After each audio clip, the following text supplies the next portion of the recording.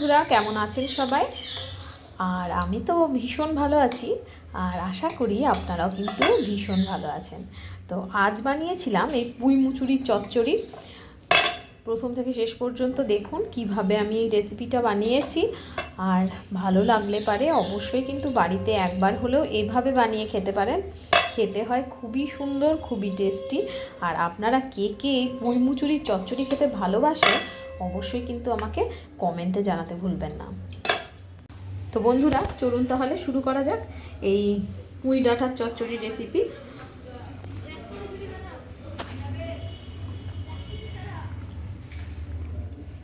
তো এই পুঁই ডাঁটার চচ্চড়িটা বানানোর জন্য নিয়েছি কিন্তু পুঁই ডাঁটা, আর অবশ্যই সেটা কিন্তু মুচুরিযুক্ত হতে হবে। এই মুচুরিযুক্ত পুঁই ডাঁটাটা খুব ভালো করে কেটে নিয়েছি ছোট ছোট করে, আর মাঝখান থেকে কিন্তু একটু চিড়েও দিয়েছি ডাঁটাগুলো, যাতে ভেতরে মশলাটা খুব সুন্দরভাবে ঢুকে যায় আর লবণটাও ঠিকঠাকভাবে থাকে, সেদ্ধ হয়ে যাবে সেই রকমভাবে কেটে নিয়েছি। আর এদিকে ডুমো ডুমো করে কেটে নিয়েছি বেগুন, শিম, মূলো, আর নিয়েছি বিনস। সমস্ত কিছুকে খুব ভালো করে ধুয়ে কিন্তু একটু জলের মধ্যে ভিজতে রেখেছি। আর একদিকে কড়াইতে তেল গরম হতে বসিয়ে দিয়েছি। তরকারিটা করার জন্য কিন্তু এখানে আমি সর্ষের তেল গরম হতে দিয়েছি, আর তেলের মধ্যে দিয়ে দিলাম শুকনো লঙ্কা আর একটু পাঁচ ফোড়ন। ফোড়নটা একটু রেডি হয়ে গেলে কিন্তু যে সবজিগুলো আমি কেটে রেখেছি সমস্ত সবজিগুলো এখানে দিয়ে দেবো।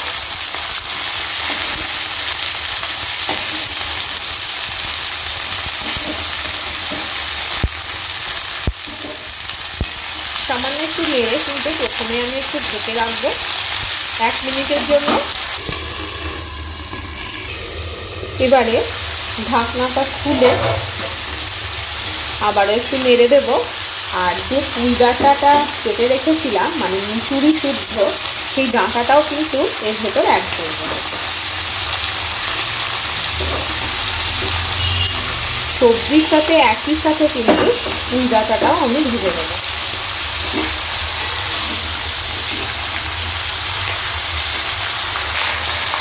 সমস্ত সবজিটা কিন্তু খুব সুন্দরভাবে আমি মিশিয়ে নিচ্ছি। আর ওপর থেকে এবারে দিয়ে দেবো কিন্তু পরিমাণ মতো লবণ। আপনারা যে যেরকম লবণ খান তরকারিতে সেই রকমভাবে কিন্তু লবণটা ব্যবহার করবেন। আর দিয়ে দিচ্ছি পরিমাণ মতো হলুদ। হলুদ আর লবণ দিয়ে কিন্তু আবারও মিশিয়ে একটু ঢেকে রাখবো। এভাবে বেশ কিছুক্ষণ সবজিটাকে ভালো করে ভেজে নিতে হবে, সাথে ডাঁটাটাও।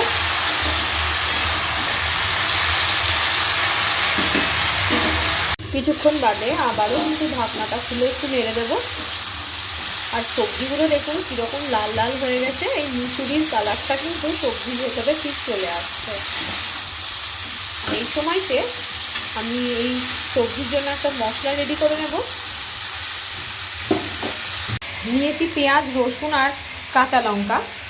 আর আপনারা যে যেরকম ঝাল খান তরকারিতে সেই হিসেবে কিন্তু লঙ্কার ব্যবহারটা করবেন। এবার মিক্সিতে দিয়ে সমস্ত কিছু একটু পেস্ট বানিয়ে নেব। মশলাটা ওদিকে রেডি হয়ে গেছে, আর এদিকে কিন্তু সবজিগুলো খুব সুন্দরভাবে ভাজা হয়ে গেছে। এবারে সবজির ভেতর কিন্তু আমি মশলাটা দিয়ে দেবো।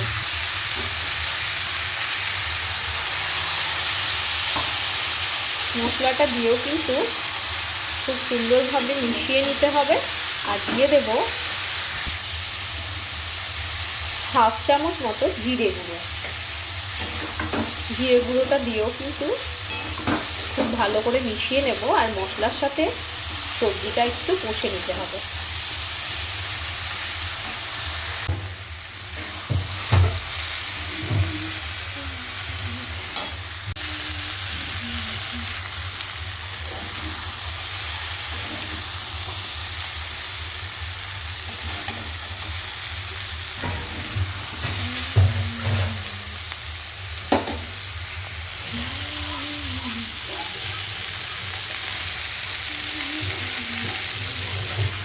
মশলাটা দিয়ে কিন্তু আমি 7 থেকে 10 মিনিট মতো কষে নিয়েছি খুব সুন্দরভাবে। এইবার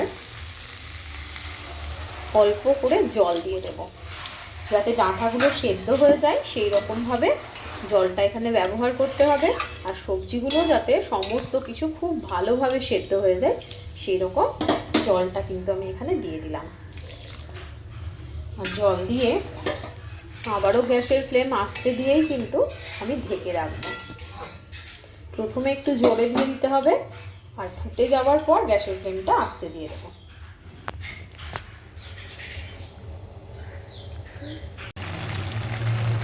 সবজিটা কিন্তু খুব সুন্দরভাবে ফুটতে লেগেছে। এবারে গ্যাসের ফ্লেমটা একটু মিডিয়াম করে দেবো, আর করে দিয়ে কিন্তু একটু ঢেকে রাখবো। আর দেখুন জলটা অনেকটাই শুকিয়ে এসেছে, খুব সামান্য পরিমাণ কিন্তু জল আছে এতে। এই সময় একটু ভালো করে এভাবে সবজিটা কিন্তু আমি মিশিয়ে নেব, আর উপর থেকে দিয়ে দিচ্ছি সামান্য একটু চিনি দিয়ে খুব ভালো করে নাড়তে থাকলেই কিন্তু জলটা একদম শুকিয়ে যাবে, আর সবজিটাও খেতে হবে দারুণ টেস্টি।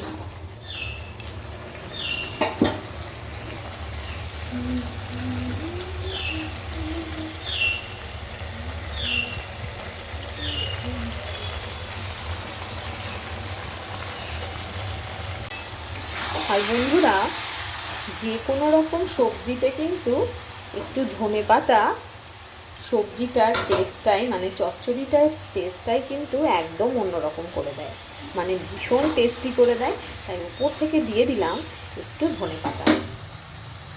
তো আপনাদের এরকম পুঁই ডাঁটার চচ্চড়ি বা পুঁই মুচুরির চচ্চড়ি খেতে কার কার ভালো লাগে অবশ্যই কিন্তু আমাকে কমেন্টে জানাতে ভুলবেন না।